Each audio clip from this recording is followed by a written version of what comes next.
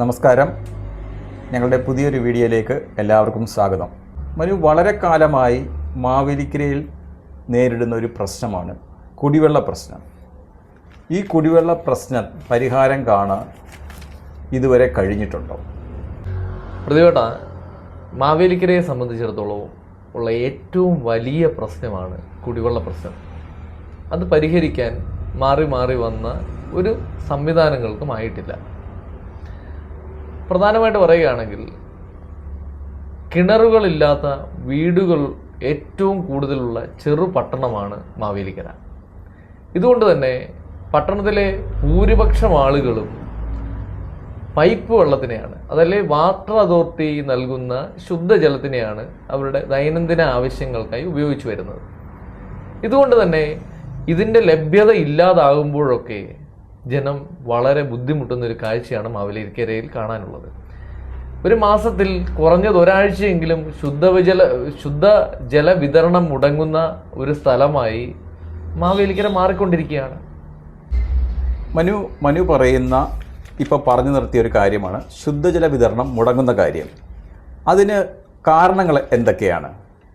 മാവേലിക്കരയിലുള്ളത് ഏതാണ്ട് 1/2 നൂറ്റാണ്ട് പിന്നിട്ട, കൃത്യം പറയാൻ പറ്റുന്നില്ലെങ്കിൽ പോലും 60 വർഷത്തോളമെങ്കിലും അല്ലെങ്കിൽ 70 വർഷത്തോളമെങ്കിലും പഴക്കമുള്ള ഒരു ശുദ്ധജല പദ്ധതിയാണ് മാവേലിക്കരയിലുള്ളത്.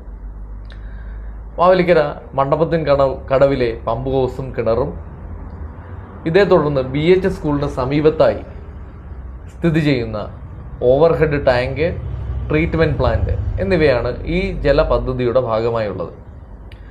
70 വർഷം മുൻപുള്ള ടെക്നോളജിയാണ് ഇന്നും അതിൽ പ്രവർത്തിച്ചുകൊണ്ടിരിക്കുന്നത്. അതായത് നിലവിലത്തെ അവസ്ഥയിൽ ഇതൊക്കെ നിർജീവമാണെന്ന് തന്നെ മറ്റൊരു ശങ്കയ്ക്കിടയില്ലാതെ നമുക്ക് പറയുവാൻ സാധിക്കും.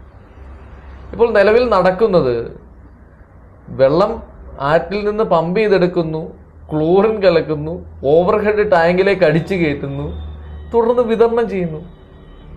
ഇതിൻ്റെ ഉപഭോക്താക്കൾ എന്ന് പറഞ്ഞാൽ മിനിമം നഗരത്തിൽ 35,000 പേരാണ്. 35,000 കണക്ഷനുകളോളം നഗരത്തിലുണ്ട്. അതിൽ സ്ഥാപനങ്ങൾ പെടും, സ്കൂളുകൾ പെടും, ഭക്ഷണശാലകൾ പെടും, വീടുകൾ പെടും. അത്രത്തോളം മലിനമായ ജലമാണ് മാവേലിക്കര നഗരസഭാവാസികൾ ഉപയോഗിച്ചു വരുന്നത്. ഇതുകൊണ്ട് തന്നെ ഈ 70 വർഷം പഴക്കമുള്ള പൈപ്പ് ലൈനുകളുമാണ് മാവേലിക്കരയിലുള്ളത്. ഇതാണ് നിത്യേന ആസ്ബറ്റോസ് പൈപ്പുകളൊക്കെ ഉള്ള ഒരു സ്ഥലമാണ് മാവേലിക്കര. അതാണ് നിത്യേന ഈ പൈപ്പ് പൊട്ടലുകളും ഉണ്ടാക്കാൻ കാരണമാകുന്നത്. ഇത് ഇതുവരെ മാറുവാനായി ഒരു ജനപ്രതിനിധിക്കോ ഒരു സംവിധാനത്തിനോ ജലവിഭവ വകുപ്പിന് തന്നെ ഇതുവരെയും കഴിഞ്ഞിട്ടില്ല. പലതവണ ഇത് സംബന്ധിച്ച പ്രപ്പോസലുകളും വന്നിട്ടുണ്ട്. മനു പറഞ്ഞ പോലെ വീടുകൾ, സ്കൂളുകൾ, മറ്റ് വ്യാപാര സ്ഥാപനങ്ങളെല്ലാം ഈ വെള്ളം ഉപയോഗിക്കുന്നുണ്ട്. അവർ മാത്രമാണോ ഇതിൻ്റെ ഗുണഭോക്താക്കൾ? ഈ പ്രശ്നം പരിഹരിക്കുന്നതിന് വേണ്ട എത്രമാത്രം ഇടപെടൽ ഉണ്ടായിട്ടുണ്ട്? മാവേലിക്കര നഗരപ്രദേശത്തിലെ ജനങ്ങളും സമീപ പഞ്ചായത്തുകളിലെ ജനങ്ങളും കൂടിയാണ് ഈ ജലസംഭരണിയിൽ നിന്ന് വരുന്ന ശുദ്ധജലം എന്ന് പറഞ്ഞ് വിതരണം ചെയ്യുന്നതിൻ്റെ ഉപഭോക്താക്കൾ.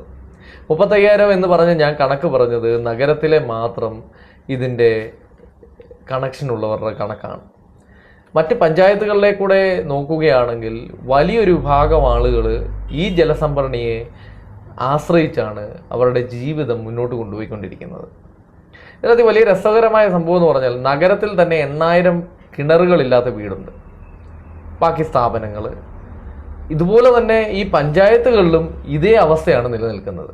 പഞ്ചായത്തുകളിലെ വലിയ രൂക്ഷമായ ഒരു പ്രശ്നം എന്ന് പറഞ്ഞാൽ ചില ഭാഗങ്ങളിലൊക്കെ ഈ വർഷകാലമല്ല എങ്കിൽ ജലം ഒട്ടും കിണറുകളിൽ കിട്ടില്ല എന്നുള്ളതാണ്. അപ്പം അവരെല്ലാം ആശ്രയിക്കുന്നത് ഈ വിഷയത്തിനെയാണ്. ഇതിനകത്തിൽ പരിഹാരം ഉണ്ടാക്കാൻ ശ്രമിച്ചോ എന്നുള്ളതാണ്. 2011 R രാജേഷ് പുതിയ MLA ആയി വന്ന കാലഘട്ടത്തിൽ ഈ പദ്ധതി പുതിയ പദ്ധതിയാക്കി പൈപ്പ് ലൈനുകൾ പുതുക്കി സ്ഥാപിക്കും എന്നൊരു പ്രഖ്യാപനവും ഒരു പ്രസ് മീറ്റുമൊക്കെ ആ കാലഘട്ടത്തിൽ നടന്നിരുന്നു. ആ പദ്ധതിയുമായി അദ്ദേഹം മുന്നോട്ട് പോയി എന്നും ആണ് എൻ്റെ ചിന്ത. എന്തോ കാരണം കൊണ്ട് അത് മുടങ്ങിപ്പോയി. പിന്നീട് നിരന്തരം ശുദ്ധജല വിതരണം മുടങ്ങിയ 2015 ജനം രോക്ഷമുണ്ടാവുകയും ഇതിനെ തുടർന്ന് ഈ പദ്ധതിക്കായി കുറേയേറെ പ്രവർത്തനങ്ങൾ നടത്തുകയും ചെയ്തു.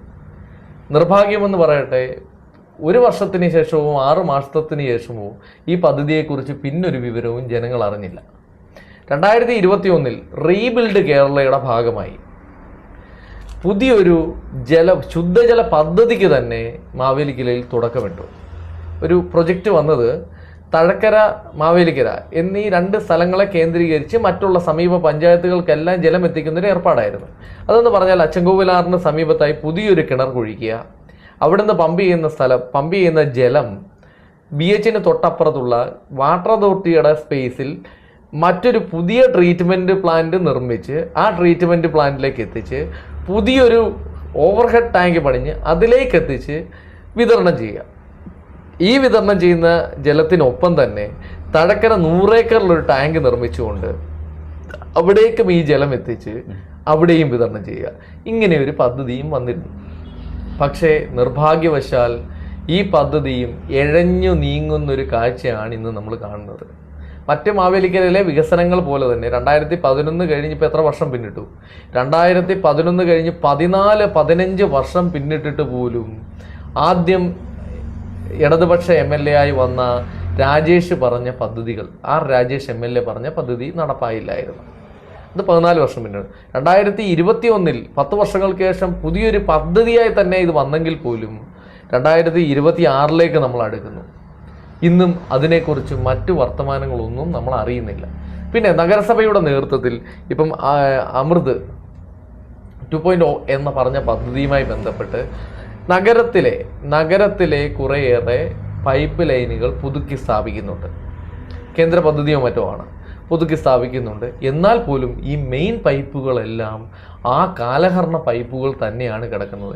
വീടുകളിലേക്കുള്ള കണക്ഷനുകളിലാണ് ഈ പുതിയ ലൈൻ സംവിധാനം ഉണ്ടായിരിക്കുന്നത്, അല്ല മറ്റൊന്നുമല്ല. അപ്പോൾ പഴയ പൈപ്പുകൾ ഇപ്പോഴും അങ്ങനെ തന്നെ നിൽക്കുന്നതിനാൽ ആ അശാസ്ത്രീയതയും നിലവിലത്തെ ഈ അതായത് ശുദ്ധജലമില്ലായ്മയും തുടരുകയാണ്. ആ അച്ചൻകോവിലാറ്റിൽ നിന്നും ഇവിടുത്തെ ജലം പമ്പ് ചെയ്ത് ട്രീറ്റ്മെൻറ്റ് പ്ലാന്റിൽ എത്തിക്കുന്നു, അവിടെ നിന്നും സംഭരണിയിൽ എത്തിക്കുകയും ചെയ്യുന്നു. ഈ പ്രോസസ്സിംഗ് എല്ലാം ചെയ്ത് ക്ലോറിനേഷനും ഒക്കെ നടത്തി ഇത് പ്രോസസ്സ് ചെയ്ത് നമ്മളെ ജനങ്ങൾക്ക് വേണ്ടി ഈ ജലം എത്തിക്കുമ്പോഴും അവിടുത്തെ സംവിധാനങ്ങൾ എല്ലാം ഇന്ന് പര്യാപ്തമായ രീതിയിലാണോ ഇന്ന് ഉള്ളത് എന്ന് നമുക്ക് എന്ത് പറയാൻ കഴിയും? ഒറ്റ വാക്കിൽ പറഞ്ഞാൽ നിലവിൽ അശാസ്ത്രീയമാണ് ആ പദ്ധതി. ശാസ്ത്രീയമായ ഒരു മാർഗത്തിലല്ല ഇന്ന് ഈ പറഞ്ഞ ജലവിതരണം നടക്കുന്നത്. ഒന്ന് ചിന്തിക്കുക. ഞാൻ ആദ്യം തന്നെ പറഞ്ഞു പോയ പോയിന്റാണ്, ഏതാണ്ട് 60 വർഷത്തോളം പഴക്കമുള്ള ഒരു പദ്ധതി, 60 വർഷം മുൻപുള്ള ഒരു ടെക്നോളജി, 60 വർഷങ്ങൾ കൊണ്ട് നമ്മൾ കണ്ടുപിടിച്ച എന്തെല്ലാം ബാക്ടീരിയകളുണ്ട്, എന്തെല്ലാം ജലജന്യ രോഗങ്ങളുണ്ട് പുതിയത്.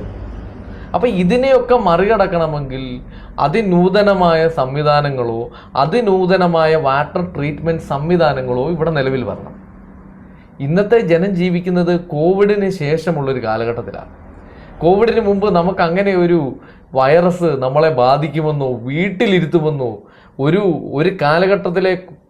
കാലഘട്ടത്തിനെ കോവിഡിന് മുൻപെന്നും കോവിഡിന് ശേഷമെന്നും തരംതിരിക്കപ്പെടുമെന്നോ നമ്മൾ കരുതിയിരുന്നോ? ഇല്ല, ഒരിക്കലും കരുതിയിരുന്നില്ല. അപ്പോൾ അത്രത്തോളം ഇപ്പം അമീബിക് മസ്തിഷ്ക ജ്വരം, ആറ്റിൽ നിന്ന് കുളിച്ചാൽ ഇങ്ങനെയൊക്കെ വരുമെന്നാണ് പറയുന്നത്. ഞാൻ ചോദിച്ചോട്ടെ, ഈ വെള്ളമാണ് ഈ അശാസ്ത്രീയമായ ട്രീറ്റ്മെൻറ്റ് സംവിധാനത്തിലൂടെ ജനങ്ങളിലേക്ക് എത്തുന്നത്. അവർക്കിത് വരുത്തില്ല എന്നെന്തെങ്കിലും ഉറപ്പ് പറയാൻ സാധിക്കുമോ? ഞാൻ ആളുകളെ ഭയപ്പെടുത്തുകയല്ല, അങ്ങനെയൊന്നും ഉണ്ടാവില്ല എന്ന് വിശ്വസിക്കുന്നു. പക്ഷെ എന്നാൽ പോലും അമീബിക് മസ്തിഷ്ക ജ്വരം അല്ലെങ്കിൽ അത് വിട്ടേക്കുക, മറ്റെന്തെല്ലാം വലിയ ശേഷിയും ക്ഷേമുഷിയുമുള്ള രോഗാണുക്കൾ ഇതിനകത്ത് കാണും. അപ്പോൾ പണ്ടൊരാൾ പറഞ്ഞത് ഞാൻ ഇപ്പോഴും ഓർക്കുന്നു, മൂർഖൻ പാമ്പ് കടിച്ചാലും മാവേലിക്കരയിലെ ആളുകൾ മരിക്കില്ല. കാരണം അത്രമാത്രം വെള്ളമാണ് അവർ ഈ ശുദ്ധജല സംഭരണിയിലൂടെ വീട്ടിലേക്ക് എത്തി കുടിക്കുന്നതെന്ന്.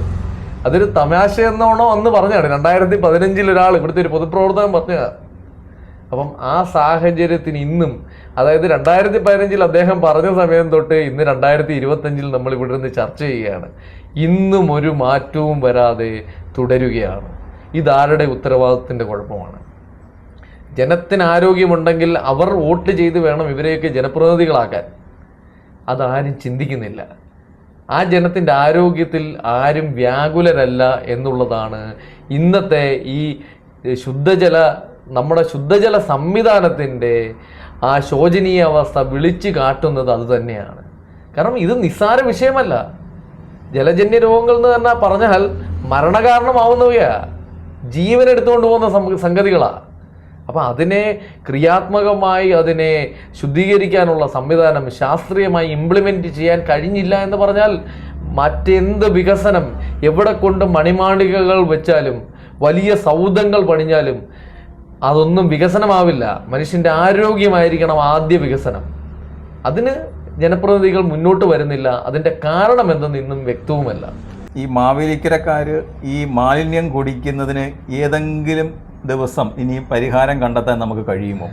മാവേലിക്കരക്കാരുടെ മാലിന്യം കുടിക്ക് ഒരു പരിഹാരം ഉണ്ടാകണമെങ്കിൽ ഇവിടുത്തെ പൊതുപ്രവർത്തകരും ജനപ്രതിനിധികളും ഉത്തരവാദിത്തമുള്ളവരായി മാറി ജനത്തിനെ സേവിക്കാനുള്ള നല്ല മനസ്സുമായി മുന്നോട്ട് വരണം. അല്ലെങ്കിൽ ഒരിക്കലും ഈ മാലിന്യം കുടിച്ചുകൊണ്ടുള്ള ജീവിതത്തിന് മാവേലിക്കരക്കാർക്ക് ഒരു അന്ത്യമുണ്ടാകില്ല എന്ന് മാത്രമേ എനിക്ക് പറയാനുള്ളൂ. അപ്പം ഞങ്ങൾ ഈ വിഷയം ഇവിടെ അവസാനിപ്പിക്കുകയാണ്. അടുത്തൊരു വിഷയവുമായി നിങ്ങളുടെ മുന്നിലെത്തുന്നവരെ എല്ലാവർക്കും നന്ദി, നമസ്കാരം.